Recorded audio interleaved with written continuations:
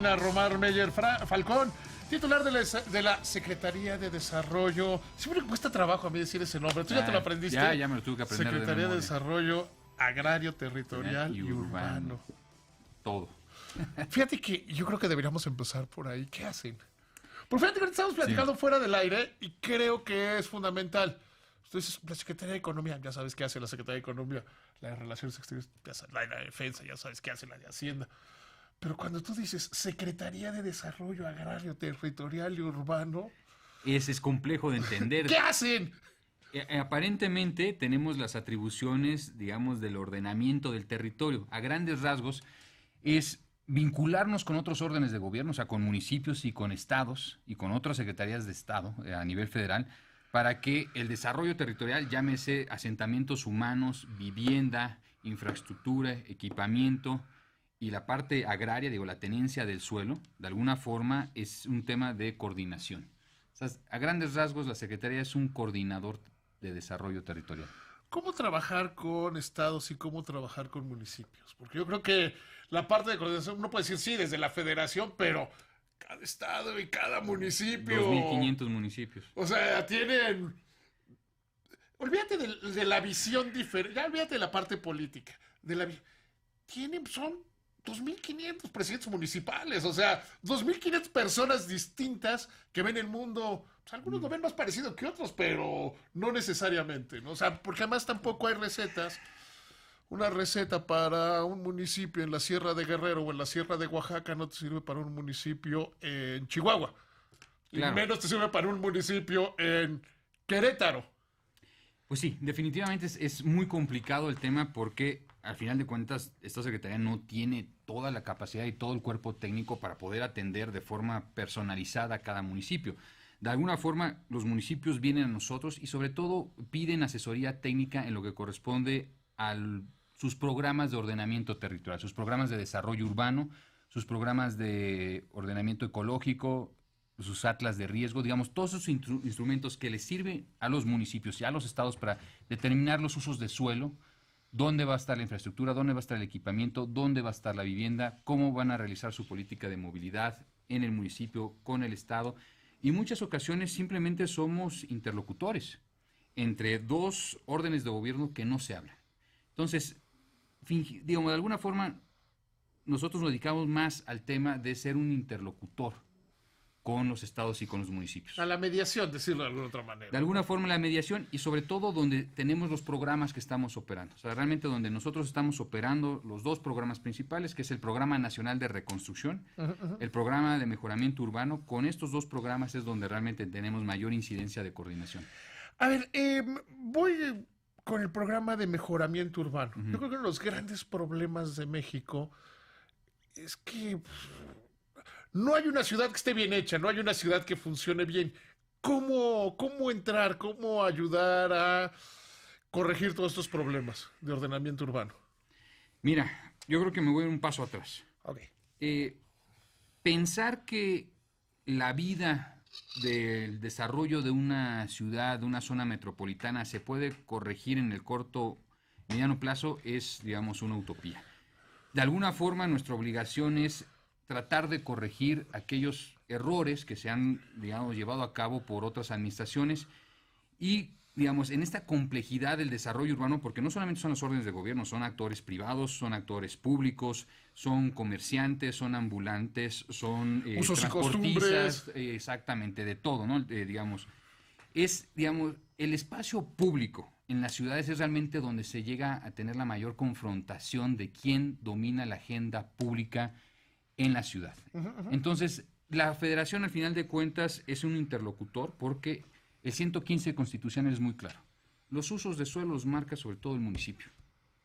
Entonces, lo que nosotros hacemos es tratar de que sus instrumentos estén al día, que tengan sus programas de ordenamiento territorial actualizados. Muchos municipios, la gran mayoría de los municipios no los tiene y no los tiene tampoco actualizados.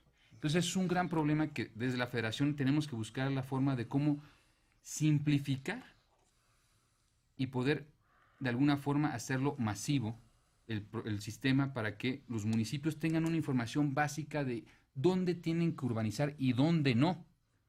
¿Dónde son esos lugares comunes, ¿no? Aquellas zonas de riesgo, aquellos bosques, aquellos acuíferos donde no Pero se ¿cómo tiene que romper urbanizar. el ciclo que hay una gran corrupción? Porque de repente parece que los presidentes municipales en la historia de este país ¿dónde desarrollamos? Pues donde quiere el desarrollador, no importa lo que sea, ¿no? Si quieren que sea un manto acuífero, no importa. Si quieren que sea, no importa. O sea, hay mucho de eso. ¿Cómo dotar de las herramientas, ¿no? Y cómo convencer. Yo creo que sobre todo tiene que ser meter mayor involucramiento a la ciudadanía. Es un contrapeso. Entonces, entre más fortalezcamos al ciudadano, entre mayores herramientas el ciudadano tenga para decir, ¿saben qué? No estoy de acuerdo. El uso de suelo que se dio aquí al lado de mi casa no es el adecuado. Creo que de alguna forma podemos generar un contrapeso. Vivimos yo digo que a veces es una exageración de la normatividad que tenemos realmente. Pregúntale a cualquier ciudadano, ¿cuál es el uso de suelo de tu colonia? ¿Cuáles son los planes parciales de desarrollo de tu colonia? O sea, desconocemos o, digamos, es tan complejo la normatividad que muy pocos mexicanos y muy pocas personas realmente entienden cuáles son sus usos de suelo, cuáles son sus legisladores, cuáles son sus diputados. Entonces, creo que tenemos que buscar el mecanismo para simplificar las cosas. El hecho de haberlas hecho tan complejas, ¿no? En los últimos años, en las últimas décadas, de alguna forma tampoco fue la respuesta para evitar actos de corrupción.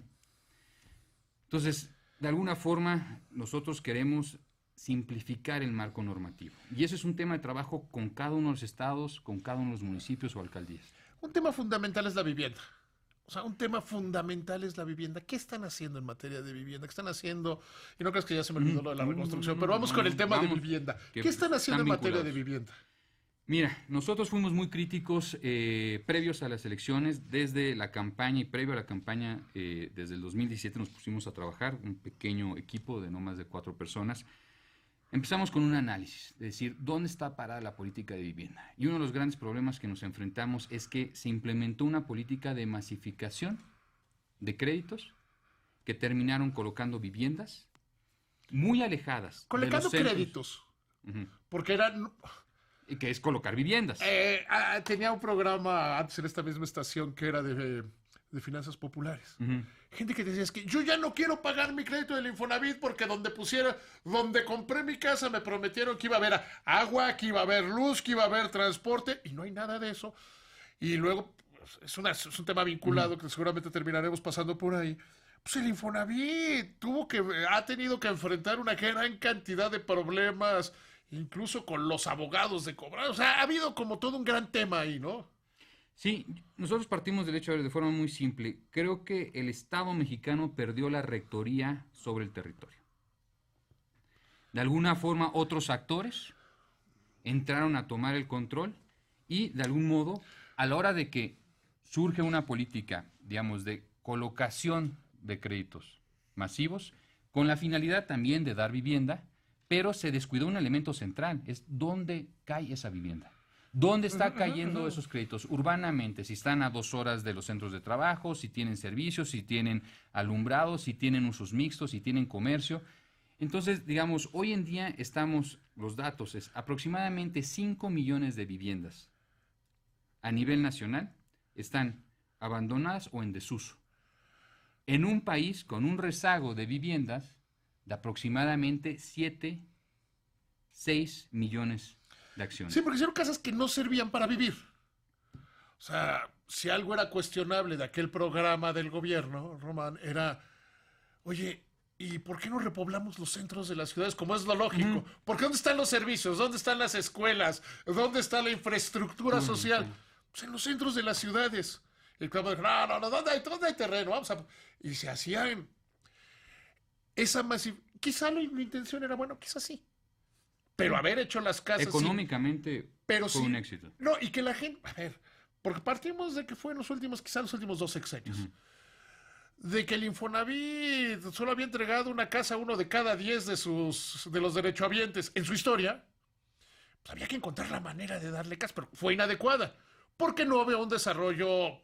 Finalmente, si hubiera funcionado Sedatu, si hubiera funcionado Sedatu para lo que estaba, no para otras cosas... Pues hubiera dicho, ok, vamos a construir, pero si tú, presidente municipal, quieres dar un permiso para que se haga vivienda ahí, tiene que haber Infraestructura de transporte, infraestructura urbana, se tiene que construir una vía rápida, por lo menos una avenida, ¿no? Que ese es el gran problema en todo el país. Y que esos son los grandes retos, como bien mencionas, que tenemos que resolver desde la Federación en colaboración con Infonavit o Fobiste y las demás instancias, es decir, no solamente preocuparnos, creemos desde la Federación, de la colocación de los créditos, sino también tomar cierta responsabilidad de que esa colocación pues, tiene un impacto en las ciudades.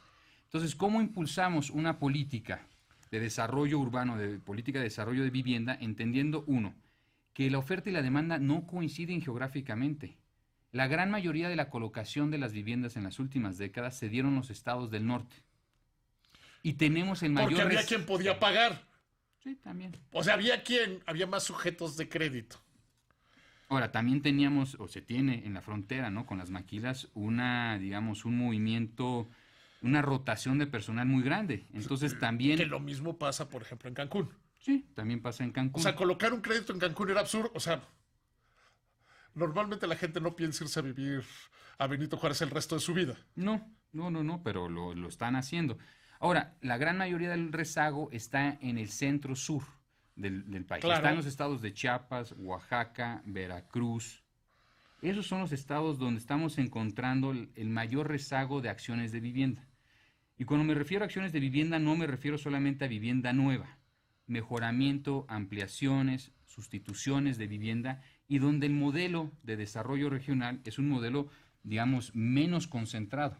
La gran mayoría de la población en esos estados, bueno, un porcentaje importante, vamos a decir, de esta población, no se encuentra concentrado en grandes centros urbanos, sino que la dispersión en el territorio, porque digamos, suelo de carácter ejidal o comunal.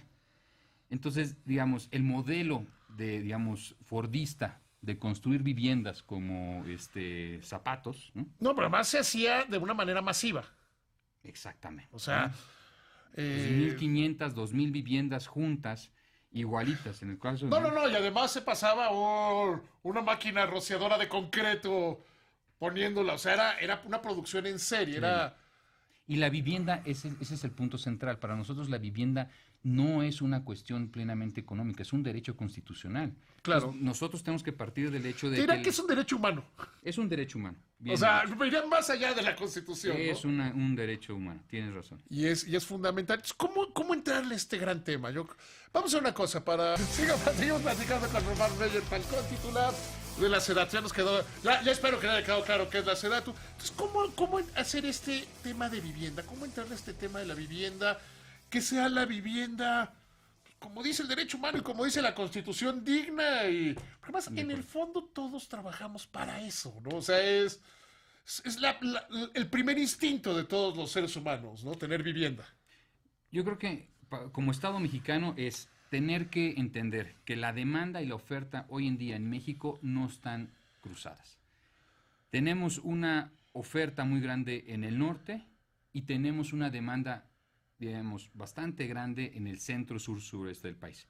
Y ahí el modelo, como tenemos que entrar, es un modelo de, digamos, de entrar casa por casa, comunidad por comunidad, porque, digamos, el desarrollo tanto de Guerrero, Oaxaca, es muy diferente al desarrollo urbano del norte de la República. Entonces, en primera instancia... la necesidad de la vivienda, el tipo de vivienda. Y también el tipo de vivienda. No es lo mismo hacer una vivienda en Monterrey que en Morelos que otra en Veracruz. O sea, creo que tenemos que entender que el modelo de vivienda tiene que ser adecuada en relación a la parte de la región donde la estamos proyectando, donde queremos que se construya. Tiene que ser de mayor accesibilidad a la gente, más cercana a los centros de trabajo, mejor ubicada, con servicios, equipamientos y una adecuación cultural de cada de las viviendas. Sí, o sea, y eso hay que hacer. Oye, ahora, vinculado está el tema de la reconstrucción, sí, ¿no? Que es una de tus tareas fundamentales hoy por hoy. ¿Cómo le estás entrando? Mira, en el tema de vivienda, uno de los temas que nos encontramos ya hace un tiempo, cuando nosotros estábamos ya en el 2000 en campaña, es que en ese entonces el gobierno federal decidió dar los apoyos de forma directa, pero no hubo una asesoría técnica. Entonces, ¿qué fue lo que pasó? Muchas familias recibieron el monto en una tarjeta, pero no hubo un acompañamiento técnico de cómo reconstruir la vivienda, cómo hacer un colado. Todo el mundo terminó con los castillotes de siempre. Pues el tema es que muchas familias no reconstruyeron sus viviendas. Ese es uno de los grandes problemas. Entonces, ahora que hemos regresado a campo, nos encontramos con familias que fueron censadas mal, no recibieron el monto adecuado. ¿Y qué es lo que nosotros estamos haciendo al día de hoy? Es que vamos vivienda por vivienda y hacemos un proyecto por vivienda. Eso quiere decir que hay un cuerpo técnico, o sea, hay un arquitecto o un ingeniero que acompaña a la familia, que en un proceso de administración se va, digamos, de alguna forma dando el recurso contra avance de obra. Entonces, por una parte, es mucho más eficiente. Es más eficiente y aseguramos que los recursos van para lo que tienen que ir, para reconstruir estas viviendas. Nosotros tenemos la meta de alcanzar 40,000 acciones de vivienda al término del año en el tema de reconstrucción. ¿Cómo vas? Ahorita vamos en un avance importante. Pensamos que vamos a acabar en diciembre todas las acciones de vivienda. Está bastante bien. Oye, ahora, creo que debemos haber pasado por eso después de decir que era la Sedato. ¿Cómo está la Sedato? O sea, porque si hoy piensas en Sedato, dices, bueno, pues no funcionó. No funcionó y sirvió para fines que hoy están siendo analizados desde el punto de vista penal. Quedémonos con eso, ¿no? Hay que hacer algo en la Sedato. O sea, es algo... Dependencia nueva, dependencia que no le queda claro qué es, ni qué... O sea, no queda claro qué es, qué hace. Quizá yo creo que es lo que... Si es cierto la mitad de las acusaciones, pues también... Ya no nos metamos en lo penal. No era eficiente para lo que estaba hecha la secretaría. Olvídate, pongamos a un lado, o sea, porque son dos cosas. Sí se debe investigar lo penal, pero también el otro lado de la eficiencia. Si se arregla lo penal y no se arregla la manera de operar de la Sedatu, pues no sigue sin servir. Claro. O sea, sigue sin ser una buena herramienta del Estado mexicano para lograr los fines. ¿Qué estás haciendo en ese sentido? Yo creo que hay una gran oportunidad de replantearla, ¿no? Pues mira, lo que te comentaba fuera del aire, prácticamente el proceso de reconstrucción empezó con la propia secretaría. O sea, nos encontramos una secretaría desarticulada, con un cuerpo técnico muy desgastado, donde no había un liderazgo, donde el día que entramos no había teléfonos. Es una secretaría de Estado que no tiene teléfonos, no tenía internet, no tenía la gente credenciales para poderse identificar. ¿Es en serio? Sí. Es terrible lo que estás diciendo. Ese es como nosotros encontramos la secretaría. Lo cual te muestra el altísimo grado de ineficiencia, ¿no? Y prácticamente, digamos, una secretaría que en sí tiene un noble sentido, que es ordenar el territorio y proveer de vivienda adecuada a la población mexicana, además de tener que ver la parte agraria. Entonces, pues sí, el proceso de reconstrucción empezó con la propia secretaría y hemos reestructurado plenamente todos los cuerpos técnicos, todas las áreas, porque pasamos de una secretaría plenamente normativa, que solamente veían la parte normativa, a ser una secretaría de Estado operativa. Era una secretaría de Estado que veía temas urbanos, pero no podía construir, que en su estatus legal no tenía las atribuciones para hacer obra pública. La Secretaría de Desarrollo Urbano no podía hacer ni una sola banqueta. Pero, ¿cuál era el sentido? O sea, porque buscar dependencias de Estado para hacer reglas, yo sé que no te tocó y que gran parte del cambio de gobierno tiene que ver con esas ineficiencias. ¿Cuál era el sentido? O sea, ¿cuál era la visión? ¿Cuál era la misión? Mira, ¿cuál era el enfoque? Vamos un poco atrás. La Secretaría nace de una idea en el 2012, que es la Secretaría de la Reforma Agraria, que prácticamente ya venía en un declive, y la fusionan con una parte de Sedesol, que veía temas de vivienda y ordenamiento. Entonces fusionan esta idea de la parte agraria con la vivienda y el ordenamiento territorial, y sacan en el 2012 como una secretaría nueva, como la Secretaría de Cultura, una nueva secretaría. La ponen ahí, con una idea muy noble, que es ordenar el territorio donde todos vivimos. Ahora, lamentablemente se enfrascó en una entrega de, digamos, apoyos muy bajo la lógica anterior de Sedesol, de apoyos de estufas ecológicas, un piso por acá, un micro parque por allá, y lo que encontramos era una dispersión de programas. Encontramos 25 programas. Todos los fusionamos en dos. ¿Qué son ahora? ¿Cuál y cuál? Reconstrucción y programa de mejoramiento urbano. Los que ya platicamos. Exactamente. Ahora, y las atribuciones, por último, y pasamos las atribuciones de vivienda que tenía la Comisión Nacional de Vivienda a la Secretaría. Y que la Secretaría realmente... Claro, porque la CONAVI era mucho más funcional, por llamarlo de alguna manera, entregaba los subsidios, nada más. Ahorita es una CONAVI que opera en territorio, que tiene cuerpos desplegados en Oaxaca, en Chiapas, Guerrero, Veracruz, Puebla, Estado de México, en todas las zonas afectadas del sismo. Tenemos los cuerpos, digamos, técnicos en campo, yendo vivienda por vivienda, haciendo un proyecto. Tienes razón, la CONAVI era como fresona, no era como... Pues estaba en presidente Mazarik.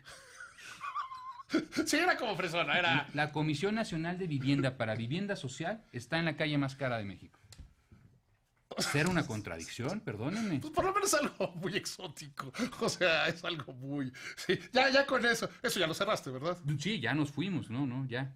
¿No despachas ahí? No, nosotros no estamos... Es que ahí despachaban tus antecesores. Ahí estaba anteriormente la secretaria, y ahí estaba Wolper, que era el director de la CONAVI, pero ya nos fuimos de ahí, nos regresamos a Escuela Naval, que son unas oficinas propias, no hay que pagar renta, que las tenemos al sur de la Ciudad de México. Román, y después de todo este asunto de, insisto, de la estafa maestra, ¿cómo, y más allá de repensar, ya ordenaste la secretaría, ya está limpia? ¿Ya limpiaron los closets y sacaron la basura? Hemos dado toda la información a la Secretaría de la Función Pública, a la Fiscalía. Desde el día que entramos, todos los días hay auditorías, ha habido auditorías, seguimos con auditorías forenses. Hemos entregado toda la información, ¿no? Por diferentes instancias que nos piden a veces la misma información, pero se las damos, ¿no? Y digamos, la función nuestra es operar los programas, velar por la política de ordenamiento territorial, la agraria, la vivienda y entregar la información a las autoridades competentes. Román, ¿cómo te sentirías cómodo que que al terminar el sexenio, muy probablemente terminará tu paso ¿cómo te sentirías cómodo de que se viera el territorio de este país, el territorio urbano de este país? Yo creo que yo pondría dos temas. Uno, que los cuerpos técnicos en los municipios y en los estados sean cuerpos técnicos más profesionales, que tuviéramos de alguna forma un sistema de ordenamiento territorial más simple, simplificado, entendible para, digamos, todos nosotros, que no tuviéramos que tener un perito experto para que nos diga qué podemos hacer en nuestra propia colonia. O sea, simplificar el proceso de ordenamiento, hacerlo más transparente, y la política de vivienda. Para nosotros el punto central y las nuevas atribuciones que tiene la Secretaría es sobre la política de vivienda, porque al tener una buena política de vivienda ordenas el territorio. El 80% de la estructura urbana de todas las ciudades es la vivienda. ¡Claro! Y ahí afortunadamente has tenido muy buena relación y muy buena mancuerna con el Infonavit, ¿no? Yo creo que están haciendo un gran trabajo juntos, ¿no? Vamos muy de la mano, también con el Fobiste, también con Sociedad Hipotecaria Federal, digamos, realmente estamos funcionando como cabeza de sector. Que eso es lo que debe ser. Eso es lo que debe de ser, claro. Y que supongo que ya está así. Que son la cabeza de ese sector. Entonces lo que tenemos es una... Porque ese era el problema y no se rompió. O sea, al menos se está rompiendo ahora. Sociedad Hipotecaria Federal, Infonavit, estaban metidos en el sistema financiero. Y nada más. O sea, estaban dedicados o sea, estaban haciendo vivienda. Iba a decir de traje, pero como vienes de traje, no voy a decir de traje. Pero estaban haciendo ese tipo de. Y no concentrados tanto en resolver el tema, ¿no? ¿O creían que la resolución del tema era colocar un chorro de créditos? Pues desde la parte financiera creo que fue un instrumento impecable. El problema es que esos créditos cayeron en municipios que no tienen sus instrumentos actualizados, que no tienen su normatividad clara, que empezaron a hacer vivienda, digamos, en un terreno extremadamente lejano, porque uno de los problemas es la accesibilidad no solamente a la vivienda, sino al suelo interurbano bien localizado. Claro. Ese es uno de los grandes problemas, porque el principal problema de la vivienda, y como hay una gráfica que es muy interesante, ¿no? O sea, toma. Digamos, a grandes rasgos, ¿no? El costo histórico de la vivienda, no vamos a decir que este cuadrito acá y este cuadrito acá, el costo de la vivienda ha venido bajando y el costo del suelo ha venido aumentando exponencialmente. Claro. Entonces, uno de los principales problemas para poder hacer vivienda adecuada, que en su gran mayoría es vivienda bien localizada, es una política de suelo fuerte por el gobierno, por parte del Estado mexicano. Mientras que no tengamos una política de suelo y estemos entendiendo que la gran mayoría de la urbanización se hace en las periferias, sobre ejidos y comunidades, Y la parte social, pues no Yo vamos me quedaré a poder... con el tema que hay que repoblar los centros de ciudades. Romano, ¿sabes qué placer me da Muchísimas que hayas gracias. venido? Un placer. Ven seguido, ¿no? Con todo gusto. Ven seguido, porque yo Llamaremos creo que es un sin tema... Yo por mí me he visto así. No, es que así todo el mundo se debería vestir. Yo hace mucho tiempo que decidí que lo mío Antes así. que lo mío era usar corbata. Román, muchas gracias. No, Buenas muchas noches. gracias.